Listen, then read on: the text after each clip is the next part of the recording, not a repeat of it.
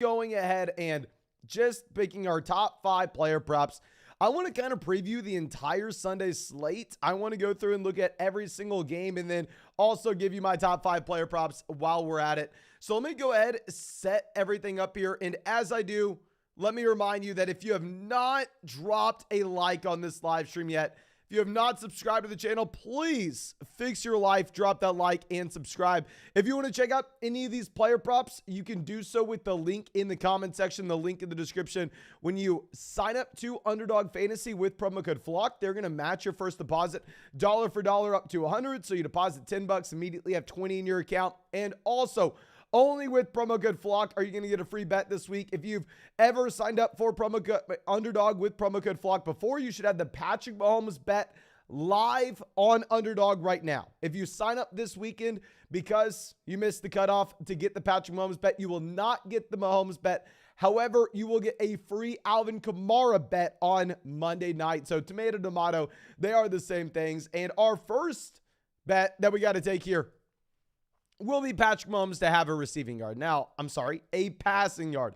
I'm no mathematician. I am no rocket scientist, but we crunched the numbers. That looks very, very likely in my opinion. Of course, that's only with promo code FLOCK. I worked my butt off to get you all that, so please take advantage. Then moving down, going over to Washington. I mean, we don't need to talk too much about Heineke. Nobody's really going to start Heineke one way or another. But looking at Brian Robinson, Terry McLaurin, Curtis Samuel, this is something that we have to at least discuss. With Brian Robinson, I mean, these are very aggressive lines to have him at 63.5 rushing yards as well to have him at, I mean, the expectation is he scores a touchdown. Like, I honestly don't necessarily know if I like betting on Brian Robinson here. I understand that Washington is favored in this game. They should be able to go through. They should be able to run the ball if they really want to.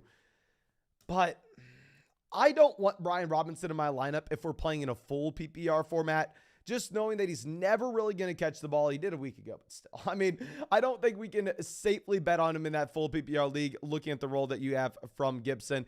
If you're playing in a non-PPR format and wanted to go with Brian Robinson, sure, it'd be fine. Terry McLaurin, not excited about him whatsoever. I think he's a low-end wide receiver too. We've talked about that the entire offseason. Going over, you can't start Curtis Samuel, can't start Jahan Dotson, can't start Logan Thomas. I mean, the expectation with Logan Thomas, he has 22 yards this week. Going over to the Giants here, this is a very interesting spot because obviously the Giants dealing with a ton of offensive line injuries. The Giants dealing with a ton of wide receiver injuries.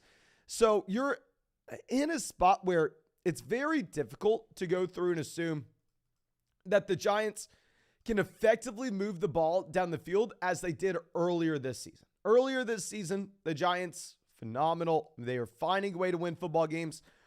Washington is favored in this. And you have the Giants, I believe, as a bottom 5 offense with their implied team total. For that reason, to have Saquon Barkley sitting at almost 100 total yards, I'm going to be taking the fewer than on Saquon Barkley in the yardage. It's a tough matchup against Washington. They're not supposed to score a lot of points. They're supposed to be playing from behind. I know they have pretty much nowhere else to go, though. Now, going over to Denver, we're going to be looking at Russell Wilson as possibly the worst quarterback in the NFL. We know that by now, so not going to be starting Russ with Latavius Murray. I don't want to start him either. You see the line is 53.5 rushing yards. The issue with Latavius Murray and this entire Denver Broncos offense is the fact that they are 9.5-point dogs against Baltimore here. Another similar situation where they're not supposed to score any points whatsoever. Now, Courtland Sutton can be startable, but just because you have no Judy, you have no Hamler, but that is legitimately it. That's the only reason you can start Courtland Sutton if you want to. I mean, that 67.5 receiving yard mark, maybe higher than Jalen Waddle this week. We'll get to Jalen Waddle a little later on in the video. Not wanting to start Gus Edwards in the slightest because you have a 3-man running back by committee with Kenyon Drake as well as Justice Hill. I mean, with Gus Edwards, he's never going to catch the ball out of the backfield either. So in a full PPR format, not interested. Can't start Duvernay. I mean, Andrews, y'all know we were taking the over on Andrews to have, I believe, 50 receiving yards earlier this week, but they have moved that line up to 61. So it's a little more difficult to take that more than now at 61 compared to where it was at 50 earlier in the week. Going over to Pittsburgh, though, with Kenny Pickett, can't start him. It's very interesting is right now projections have Deontay Johnson with more receiving yards than George Pickens. Like, I understand why they would have Deontay Johnson for more receptions. Deontay Johnson has the target volume, but I don't want to start either one of these players. The only guy I think you can start in Pittsburgh is this player right here in Pat Freiermuth, and that both Deontay Johnson and George Pickens are playing in a horrendous offense with not great quarterback play. Now going over to Mariota and the Atlanta Falcons, the only player you consider starting is Cordell Patterson. I mean, obviously, split in the backfield with Tyler Algier here. You see Tyler Algier as 51.5 as his total. Cordell Patterson, 65.5. I would make the argument Patterson's more appealing this week than he previously was, because you had back-to-back weeks, 2 weeks ago and 3 weeks ago, of Tyler Algier seeing more snaps played than Cordell Patterson. This past week was the first week since the injury that we actually had Cordell Patterson leading this backfield in snaps. But going over to the Jets, another line that we liked earlier in the week was Garrett Wilson for more than 50.5 receiving yards. I guess maybe a lot of people in the flock took Garrett Wilson on more than 50.5, so they had to jump that up to 60.5. Going to be a stay away for us now. Can't start Corey Davis. I mean, Tyler Conklin, I want to say you can't start him, but at the end of the day, what tight ends can you actually start? So I want to say don't start Tyler Conklin, blah, blah, blah, but does it freaking matter? What tight end are you going to play? Now going over, looking at the wide receivers, very interesting that they have Justin Jefferson this low in projections. Now I understand tough matchup for Justin Jefferson going up against the Jets. Please don't overthink it. We had someone in the live stream earlier, I believe 2 nights ago, asking us if they should bench Justin Jefferson this week. That'd be crazy. Fire up T.J. Hockenson, one of the very few tight ends that you can actually rely on. Going over to the Cleveland Browns, I know that there's a lot of uncertainty with Deshaun Watson. I think Deshaun Watson comes in, I think he does well. Now, of course, it is not a guarantee. If you're looking at Deshaun Watson versus Lamar Jackson, you go Lamar Jackson. If you're looking at Deshaun Watson against that elite level quarterback, you're going to go ahead, you're going to take the elite level QB. I think Deshaun Watson's going to come in and do well. I think he has an extremely high ceiling. Obviously, there's a lot of uncertainty when he hasn't played in like 2 years. Now, going over to Nick Chubb in this backfield, the total on this line is 109.5. The spread on the game between the Cleveland Browns and the Houston Texans is about 7 points. So you should be able to get the Cleveland Browns running the ball very often. You're starting Amari. Donovan Peoples-Jones is the first week that I'm going to say you could actually go through and put him in your starting lineup, but that's because you have Deshaun Watson back in. And we've been doing so well taking this for pretty much the past month that, we got to go through and take the less than on the Dameon Pierce yardage at 90.5 total yards.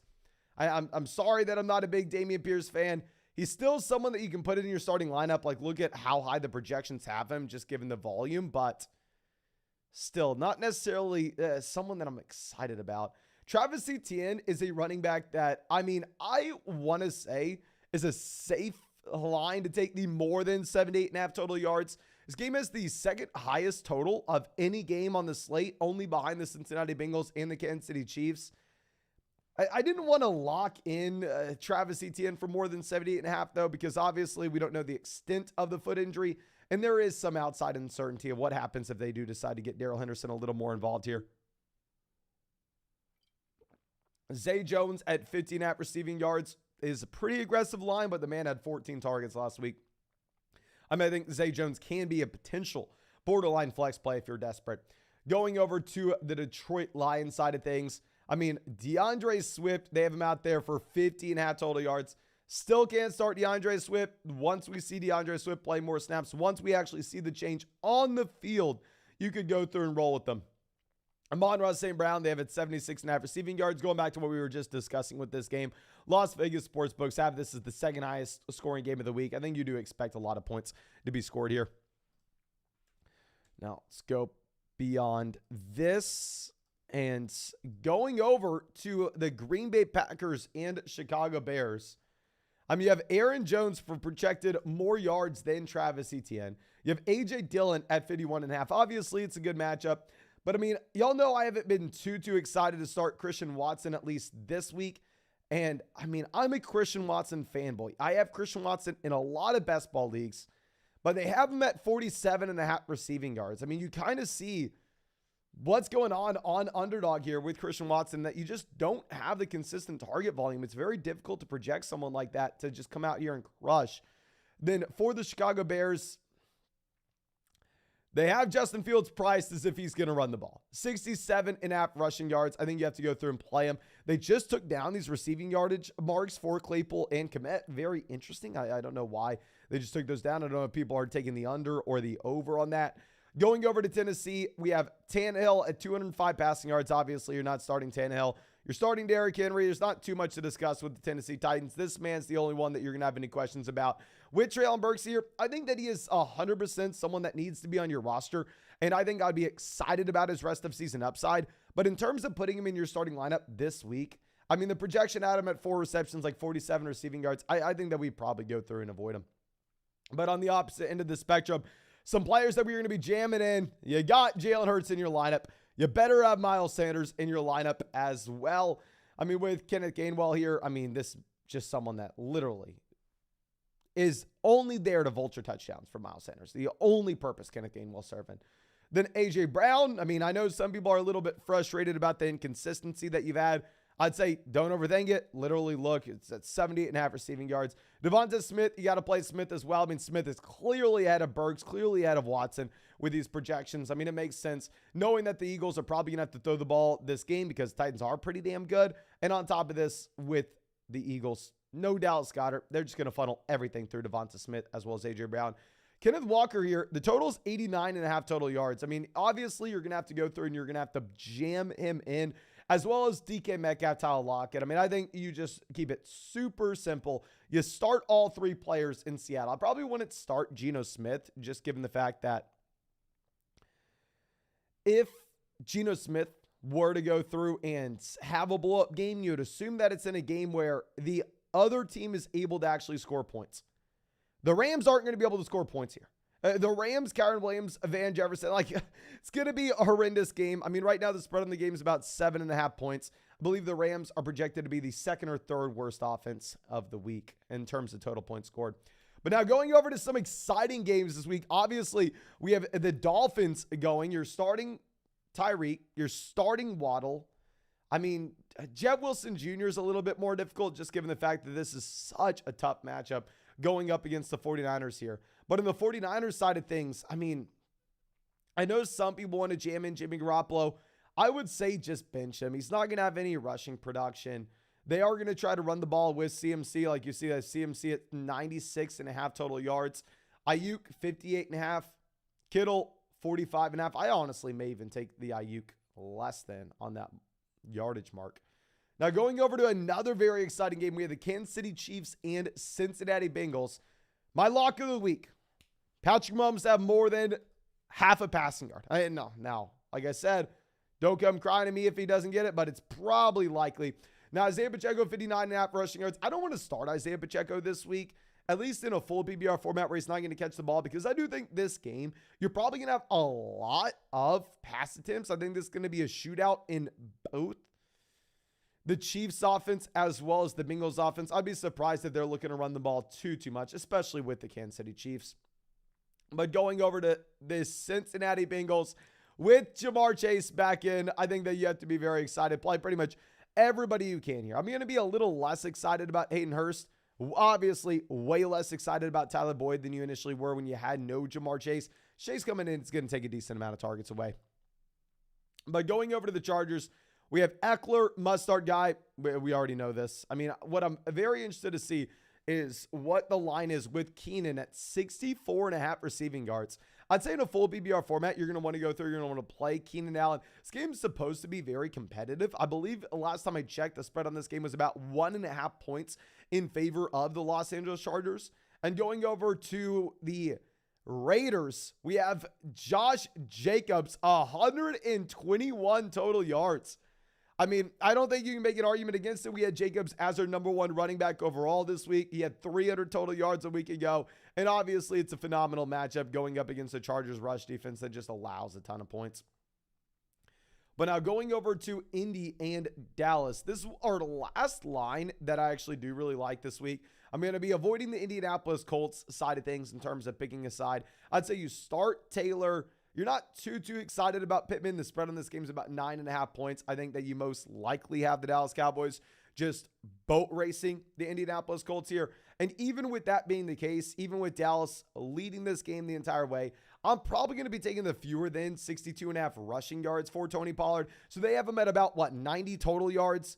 I mean, I think that it's way too aggressive. If we had no Ezekiel Elliott, of course, Tony Pollard would project to have 100 total yards this week. But with Ezekiel Elliott split in the backfield, I think taking the fewer than there does make a little sense. But of course, thank you so much for being a part of the flock, supporting the channel. If you have not done so already, go down there, drop a like, subscribe. And if you want to check out a free bet this week, go fire up Underdog. If you signed up before the weekend, you should have the Patrick Mahomes bet live on the app for you right now. But if you signed up this weekend with promo code FLOCK, you're going to get your first deposit match dollar for dollar up 200, and you'll have a free Alvin Kamara bet on Monday night. But thank you again. I truly appreciate you. I hope you have a great day. I'll be live later today with last-minute injury updates and also answering those fantasy football questions.